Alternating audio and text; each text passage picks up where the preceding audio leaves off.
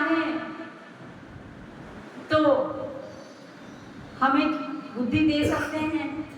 कब किसको कितना मान दिला दे ये तो उन्हीं के ऊपर है, ये हमारे प्रभु के ऊपर ही है। मेरे प्रभु गोविंद संसार के कण-कण में व्याप्त है, हर जगह व्याप्त है, लेकिन हमें दिखते क्यों नहीं है? क्योंकि हमारी आंखों पर माया का पर्दा पड़ा हुआ है, इसलिए हमें दिखते नहीं है। जिस प्रकार से गन्ने के अंदर शक्कर होती है पर हमें दिखती नहीं है, उस रस को निकाला जाएगा जब शक्कर बनाएंगे तब हमें वो शक्कर दिखती है और उसके मिठास का हम अनुभव कर पाते हैं। इसी प्रकार से जब हम मन का मंथन करते हैं तब कहीं जाकर मन के विकार दूर होते हैं और मन को चित्त बनाकर जब प्रभु के नाम का हम चिंतन करते हैं तब कहीं जाके प्रभु प्रकट होते हैं। तो आवश्यकता इस बात की है कि संसार की चकाचौंध में न बहकर और मन का मंथन करें।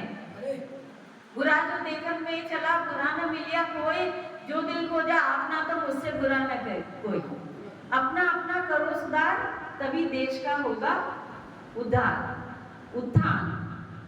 तो कहने का मतलब ये है कि भगवान सर्वत्र व्याप्त है, लेकिन उनको प्रकट करने के लिए प्रेम चाहिए। जैसे दही में मक्खन होता है और उस मक्खन को हम देख नहीं पाते हैं, दूध में मक्खन होता है हम उसको देख नहीं पाते हैं, दूध से दही जमाएंगे और फिर इसका मंथन करेंगे तब दही जाके हमें मक्खन निकलता है, मक्खन की प्राप्ति होती है, घी की प्राप्ति होती है। इसी प्रकार से इस मन को खूब दौड़ाओ। अच्छा तू दौड़ना चाहता है ना, चल तू मंदिर चल, चल तू सत्संग कर, चल तू माला का जाप कर, चल तू संतों की संगति कर, महापुरुष के वचनों को सुन और हमारे जो धार्मिक ग्रंथ है रामायण, वाल्मीकि रामायण, भागवत पुराण आदि ग्रंथों का चिंतन कर, पठन कर, पाठ कर और इनको अपने जीवन में उतारो, इनको जीवन में उतारो।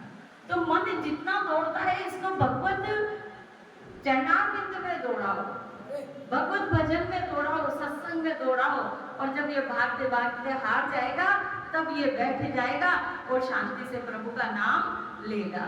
दुख की प्राप्ति तो हम स्वयं करते हैं। दुख क्यों आता है जीवन में? इसलिए आता है जब प्रभु के चरणारविंद की प्रीति हमसे छूट जाती है, जब भगवत भजन छूट जाता है, जब माला का जाप छूट जाता है, जब भगवान का चिंतन छूट जाता है, तब हमारे जीवन में दुख आता है। और असली मायने में अगर देखा जाए तो दुख क्या है? तुलसीदास जी कहते हैं कि दुख क्या चीज है? जब सुमिरन नहीं होता, जब भजन नहीं होता है वो दुख है।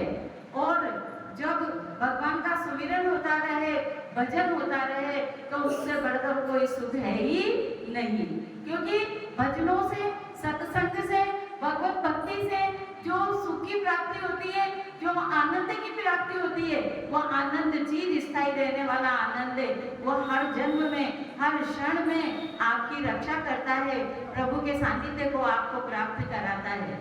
और मांगना है तो प्रभु से यही मांगो कि प्रभु काम क्रोध मत लोभ ईर्ष्या द्वेष सब दूर हट जाए और मेरी प्रीति आपके चरणों में बनी रहे। गाय के सींग के अग्रभाग पर राई के दाने को रखें और वो राई का दाना जितनी देर ठहरता है इतनी सी देर भी हम प्रभु को नहीं भूले।